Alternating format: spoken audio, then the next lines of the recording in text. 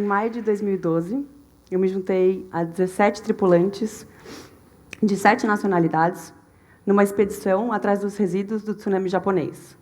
Ali no Oceano Pacífico, rodeada de água e a muitas milhas de distância de qualquer terra firme, eu me senti isolada, apesar de não parecer.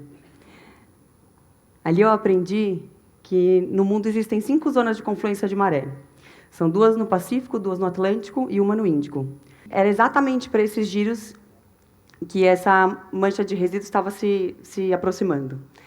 Elas são basicamente os ralos do mundo. Então, é para lá que todos aqueles resíduos que a gente, de alguma maneira, joga nas correntes d'água se concentram. O trajeto principal da nossa expedição passava pela maior dessas zonas. O Giro do Pacífico Norte é o maior de todos e foi o primeiro a ser descoberto. É um espaço entre o Japão e o Havaí que abriga a maior mancha de lixo do planeta. Ela é calculada como 2 vezes o tamanho do estado do Texas, um pouquinho menor do que o Nordeste brasileiro. O que acontece nessas zonas é um acúmulo de fragmentos, na maioria das vezes plásticos. E, por incrível que pareça, muita gente ouve dizer sobre ilhas de lixo, mas elas não são ilhas, não são partículas sólidas. Na verdade, se fossem, seria muito mais fácil da gente tentar resolver. Eles são pequenos fragmentos que a gente chama de sopa de microplásticos. Lá em 2012, existia uma abundância enorme no mercado, ou já existia, na verdade, uma abundância enorme no mercado de produtos contendo esses microplásticos. Esfoliantes, pastas de dente, sabonetes. Eu mesma, que era bastante ignorante sobre o tema, depois que voltei, guardei um restinho de esfoliante na minha gaveta que está lá e não sai até hoje. Aquele impacto, para mim, foi muito grande. E eu consegui perceber que, naquele oceano pristino, profundo, guardava debaixo da superfície uma realidade dos resultados do que a gente fazia muito distante dali. A maioria dos plásticos vem do petróleo e é feita para durar, às vezes milhares de anos. Mas, quando eles entram em contato com a água, eles sofrem a ação do vento, das radiações solares e das correntes e se fragmentam nesses pedacinhos bem pequenininhos, menores do que um grão de arroz. Uma vez na água, esses grãozinhos pequenos absorvem os poluentes. E aí fica muito fácil para eles se tornarem alimento para os organismos filtradores. Esse aí é um zooplâncton e ele é a base da cadeia alimentar aquática. Do zooplâncton para o nosso prato deve levar alguns meses. Em comparação, existem mais microplásticos nos oceanos do que estrelas na nossa galáxia. Nossa expedição durou cerca de 6 semanas e a gente avistou plástico a cada 3 minutos e meio. De todas as amostras diárias, 73% deram positivo para fragmentos plásticos. Essa transferência de impacto tem sido notada também em outras fontes de água. Então, a água de torneira vem sendo testada e as águas engarrafadas. Recentemente, numa pesquisa, a gente percebeu que das 159 amostras retiradas em 5 continentes, 93% deram positivas para microfibras plásticas. Um casaco de poliéster solta, em média, 1 milhão de fibras ao ser lavado. Aí tem desafios que a gente nem imagina. De lá para cá, a gente avançou bastante em comprovar os fatos e mergulhar muito na origem dessas microfibras e dessas partículas. Mas a verdade é que a gente tem feito bem pouco para solucionar o problema de uma forma escalável. O que acontece é que a gente valida todos os dias um modelo iconicamente linear de produção e consumo. O que isso quer dizer? Quer dizer que a gente retira os recursos da natureza, que a gente transforma eles, consome e joga fora. Só que fora não existe. Tudo que a gente, uma vez descarta, vai ser transferido ou para o ar, para a terra ou para a água. Esse modelo está absolutamente fadado ao fracasso. Daqui até 2050, a população mundial vai gerar 70% a mais de resíduos do que a gente gera hoje. Aonde vai parar esse lixo? A transformação para uma economia mais circular passa pela reutilização dos recursos de forma mais contínua e pelo redesenho dos produtos e dos serviços de uma forma a durar mais. O lixo é um erro de design. Na natureza, esse conceito não existe. A florada de uma cerejeira é alimento para o solo das próximas gerações. Não sei se vocês já sabem disso, mas nos últimos 25 anos, os países ricos mandavam seus resíduos para os países mais pobres. basicamente os países asiáticos, que tinham muito pouca capacidade para absorver aquele material. A China, por exemplo, continha 45% dessas importações. A maior parte do plástico global, que não servia mais para alguns países ricos, era enviado para lá. No começo desse ano, a China se cansou e falou: não quero mais receber esses materiais. 24 tipos de resíduos foram banidos de serem enviados, causando uma comoção global. Essa decisão afetou demais essas nações e fez com que eles começassem a procurar outros lugares para enviar os seus materiais. A verdade é que era muito mais barato enviar para outro país do que tentar tratar aquilo no local. Bom, vocês devem imaginar o caos que começou a acontecer. É uma oportunidade enorme, na minha visão, para países como os Estados Unidos e alguns da Europa repensarem o modelo que eles apoiaram, linear, e que começou há muito tempo atrás, onde eles construíram a sua infraestrutura com a certeza e a garantia de que eles poderiam delegar o lixo deles para outro lugar. Aí vem uma boa oportunidade de a gente rever esse conceito. Mas e a reciclagem? Os esforços com reciclagem não têm sido suficientes. A verdade é que, aqui para o Brasil, para a maioria dos materiais, o valor que a gente tem para o material reciclado não supera o custo do processo de reciclagem. Um agravante a isso, a gente no Brasil tem de 600 a 1 milhão de catadores de material reciclável que trabalham para fazer essa porcentagem bem pequena que a gente tem. Existe um equívoco também quando a gente fala sobre reciclável e reciclado. O que é reciclável, 90% do que a gente coloca no mercado, quer dizer que tem capacidade para tal, capacidade técnica para tal. Mas o que está sendo reciclado, que no Brasil é entre 5% e 3%, é muito diferente disso. A verdade é que esses materiais têm uma complexidade muito maior. A gente precisa de concentração, a gente precisa de limpeza, eles precisam estar no lugar certo, na hora certa. Existe um universo de complexidades e de variáveis e custo logístico, enfim, que a gente não percebe no momento em que a gente faz aquele descarte. Agora, eu não sou uma ativista contra o plástico. O plástico é um material fantástico, ele trouxe diversos avanços para a saúde da sociedade e para a nossa vida comum, e também avanços ambientais.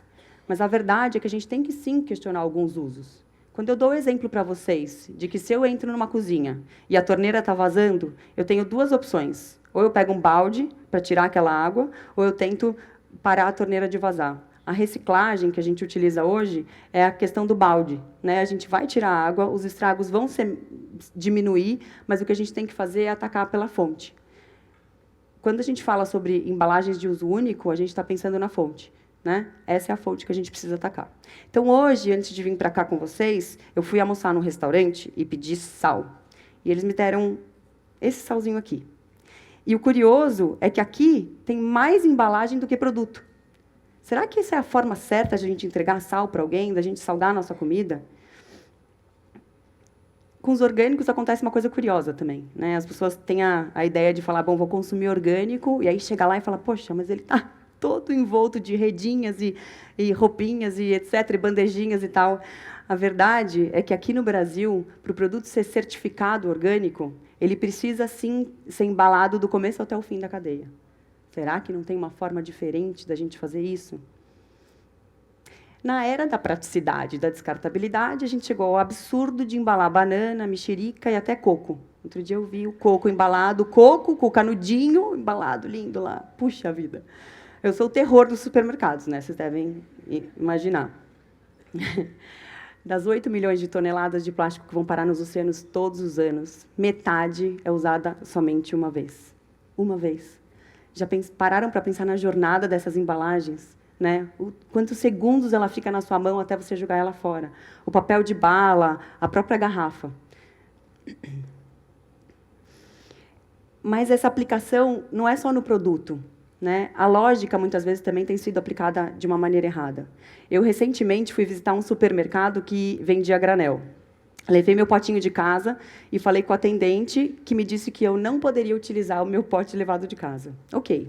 Aí ele me falou que os potes descartáveis já tinham sido levados por todos os consumidores e que, na verdade, se eu quisesse, eu teria que levar na embalagem normal. Ou, então, que eu poderia, sim, pegar o saquinho de frutas e legumes e colocar minhas castanhas lá dentro. E eu aceitei o desafio. Quando eu cheguei em casa, meus filhos atacaram aquele pacote de nozes, ele arrebentou e caíram todas as frutas no chão.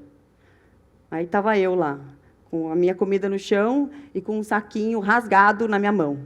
Ora, será que a lógica de granel não tem a ver também com a gente deixar de impactar com embalagens descartáveis? Ela aplicada dessa forma não faz tanto sentido. Acontece a mesma coisa com o refil. O refil é uma ideia maravilhosa que tem sido bastante utilizado na indústria de cosméticos e de limpeza. O que acontece é que, quando a gente escolhe um material para o refil que não tem reciclabilidade nenhuma, em contrapartida daquele, da embalagem original, que é mais parrudo e que também é mais caro, a lógica também não faz sentido. Então, vocês devem estar aí sentados, pensando, bom, essa fala não é para mim. Eu já não uso mais canudo, eu já pedalo na ciclofaixa, eu levo minha garrafinha, minha sacola, eu tomo banhos curtos, apago a luz, o ar-condicionado, até comprei uma escova de bambu recentemente. Muito bem. Está cheio de verdades absolutas, né? Essa fala é para vocês. Essa fala é para mim. Cada dia, cada momento que a gente opta por consumir alguma coisa, a gente tem um voto para fazer. A gente precisa repensar isso. Quando a gente consome alguma coisa, a gente consome uma embalagem e um produto. A gente precisa entender essa lógica. Mas, como todo mundo sempre fala que a minha conversa é uma conversa chata e um papo bem baixo astral e que sai das conversas comigo super incomodado, eu achei melhor eu trazer algumas dicas para vocês e algumas provocações. Quem sabe eu consigo ajudar. Recusem as 5 fontes principais de embalagens de uso único: sacolas, garrafinhas, copos descartáveis, os canudos e as embalagens para viagem. É um fato. Os resíduos menores de 7 centímetros não têm a mínima probabilidade de serem reciclados quando colocados nos sistemas de coleta e triagem. A gente sabe bem onde eles vão parar, né? Informem-se. Existem diferentes tipos de material, existem aplicações boas para alguns usos e algumas que não são boas. É importante entender que, quando a gente fala de plásticos, por exemplo, existem diversos tipos de plástico diferente, que têm comportamentos diferentes. Então, é quase como se a gente for comparar um elefante com um peixe, que os dois são vertebrados, mas que eles têm todas as características diferentes que a gente pode imaginar. Informem-se.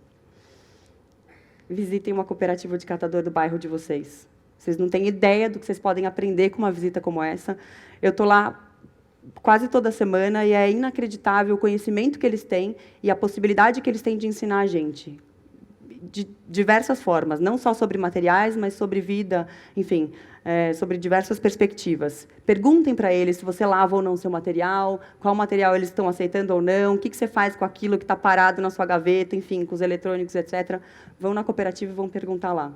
Vocês vão se surpreender. Lavem menos suas roupas. Essas fibras que estão soltas por aí têm muita responsabilidade da nossa lavagem. Então, se vocês forem lavar, lava com baixa temperatura e baixa intensidade. E, na hora de comprar algo novo, pensa bem na origem daquele tecido e o que vai acontecer com ele depois. E aí, para os que estão mais animados, né, falando, putz, agora eu vou mudar minha vida, eu lanço um desafio. Recentemente, um fotógrafo americano fez esse ensaio com algumas pessoas que passaram 7 dias sem jogar fora seus resíduos. É bem interessante e um pouco assustador. Então, eu convido vocês que estiverem muito animados a fazer isso. Se quiserem compartilhar comigo depois, acho que vai ser bastante interessante entender o impacto do consumo, o que a gente anda consumindo, né? Cada papelzinho de bala, enfim, né? O mexedorzinho de café. Põe no bolso, leva para casa. Recentemente, eu tive o privilégio de conhecer esse senhor. William McDonough, que eu já conhecia através dos livros que ele escreve, é um arquiteto norte-americano que fala sobre esse conceito do berço ao berço, a gente chama em português, né? Cradle to cradle. Ele trouxe esse conceito como base do que a gente chama de uma economia circular. E uma das coisas que ele me provocou na fala pessoal e que tocou dentro do meu coração foi que a gente precisa transformar o nosso olhar para um olhar de abundância. Como a gente para de falar que a gente quer fazer menos impacto negativo e começa a falar que a gente quer fazer mais impacto positivo? É muito sutil, é uma mudança de mentalidade, né? O exemplo que ele traz é que as nossas metas tinham que ser que a gente quer ser 100% fabuloso e não 0% ruim. É simples, mas eu acho que faz bastante sentido. E acho que, naquela expedição do Pacífico, o que eu mais prezava era a minha liberdade. Eu fui para lá porque eu sou de ir, porque eu gostava daquela oportunidade de estar me aventurando num veleiro, no oceano. E eu tinha muito medo de perder minha liberdade. Hoje em dia, eu tenho outros desafios, talvez muito mais complexos do que ir para o oceano. Mas a verdade é que eu estou bem empoderada, com um enorme senso de responsabilidade e a liberdade, sim, que eu tenho de escolher a maneira com que eu me relaciono, com o que eu consumo e com os resíduos que eu gero. Essa é uma escolha que ninguém faz por mim e que eu faço por todos nós. Obrigada.